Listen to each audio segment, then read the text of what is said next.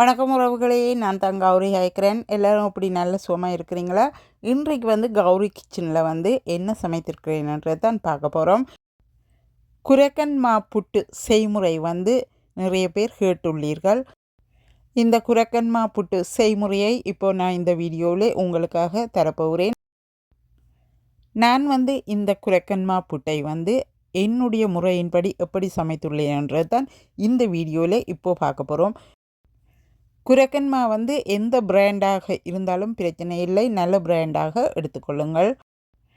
கல் மண் இல்லாமல் இருக்கணும், அரிக்க வேணுமெண்டா அரித்து எடுத்துக்கொள்ளுங்கள். இந்த பிராண்ட் நான் ஆல்ரெடி யூஸ் பண்ணினான், நல்ல பிராண்ட். இந்த கப்பால் நான் 1.5 கப் எங்களுக்கு தேவையான அளவுக்கு நான் எடுத்துக்கொள்ளுகிறேன். நீங்கள் உங்களுக்கு தேவையான அளவுக்கு எடுத்துக்கொள்ளுங்கள். இப்போது இந்த மாவை எப்படி குழைத்து எடுக்கிறதுன்றது பார்ப்போம். 1/2 டீஸ்பூன் உப்பு சேர்த்துக்கொள்ளுகிறேன். இப்போ இந்த மாவுக்கு நன்றாக கொதித்திருக்கும் கொதிநீர் தான் சேர்த்து கொள்ளுகிறேன். கொஞ்சம் கொஞ்சமாக சேர்த்து குழைத்தெடுக்க வேணும். நிறைய ஊற்றி நீர்களாக இருந்தால் மா களிப்பட்டுடுவார். கொஞ்சம் கொஞ்சமாக சுடுதண்ணீரை சேர்த்து புட்டு பதத்துக்கு நன்றாக குழைத்து எடுக்க வேணும். அவசரப்பட்டு நிறைய சுடுதண்ணீர் சேர்த்துடக்கூடாது. சுடுதண்ணீர் கூடிட்டதாக இருந்தால் நீங்கள் எக்ஸ்ட்ராவாக கொஞ்சம் மா சேர்த்துக்கொள்ளலாம். இப்போ புட்டு மா குழைத்து எடுத்துட்டேன். பாருங்கள் எப்படி இருக்கிறாருன்னு சொல்லி. குரக்கன் மா புட்டு இப்படி தான் இருப்பார். இனி இந்த மாவை நான் கொத்தி எடுக்க போகிறேன். இப்படி ஒரு சில்வர் ஏதாவது வைத்திருந்தால் இந்த சில்வரால் ஈஸியாக கொத்தி எடுக்கலாம். இப்போ புட்டுமா ரெடி ஆகிட்டார். இப்போ இந்த புட்டை எப்படி அவித்து எடுக்கிறதுன்றதை பார்ப்போமாங்க. நீர் ஆவியில் அவித்து எடுக்க போகிறோம். அதற்கு முதல்ல தேங்காய் பூ சேர்த்துக்கொள்ளுகிறேன். தேவையான அளவு தேங்காய் பூ நீங்கள் சேர்த்துக்கொள்ளுங்கள். அத்துடன் இந்த புட்டு நான் சர்க்கரை சேர்த்து தான் நான் அவிக்கிறேன். எனக்கு கூடுதலாக சர்க்கரை சேர்த்து குரக்கன் மா புட்டு அவிக்கிறது தான் எனக்கு கூட பிடிக்கும். எனக்கு ரொம்பவும் ஆசையாக இருக்கும். நீங்கள் சாப்பிட்டீங்களோ எனக்கு தெரியாது. நீங்களும் இப்படி ஒரு முறை சமைத்து பார்க்கலாம். 5 துண்டு ஏலக்காய் துண்டுகள் சேர்த்துள்ளேன்.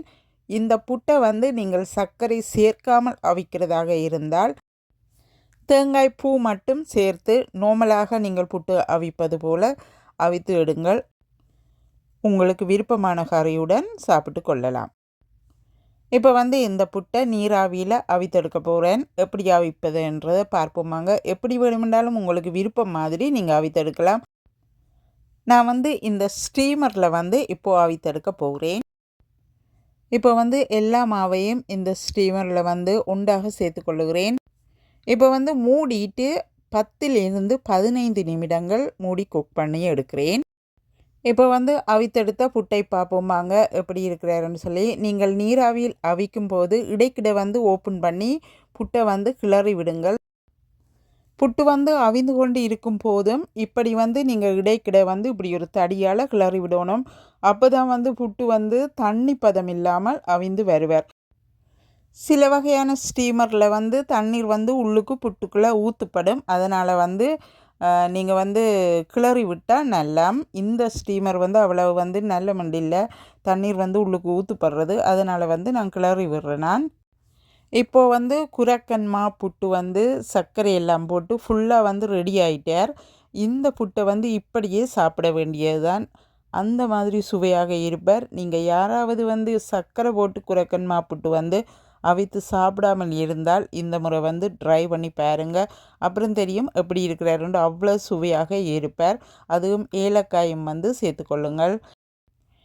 நீங்களும் இதே மாதிரி புட்டை அவித்து சாப்பிட்டு பார்த்துட்டு சுவையாக இருக்கிறாரா இல்லையான்னு சொல்லி கமெண்ட்ஸ் பண்ணுங்கள்.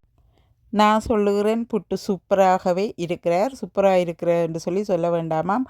காசு சம்பாதிக்கிறதுக்காக சூப்பராக இருக்கிறேன்னு அடிக்கடி சொல்கிறோமாம். அவர்களுடைய கதையை கேட்காதீர்கள். நீங்கள் சமைத்து பார்த்து சாப்பிட்டு பார்த்துட்டு சூப்பராக இருக்குதா இல்லையான்னு சொல்லி நீங்கள் எனக்கு கமெண்ட்ஸ் பண்ணுங்கள். இந்த வீடியோவிலிருந்து விடைபெற்று கொண்டு இன்னும் ஒரு வீடியோவில் இணைந்திருக்கிறேன். நன்றி, வணக்கம்.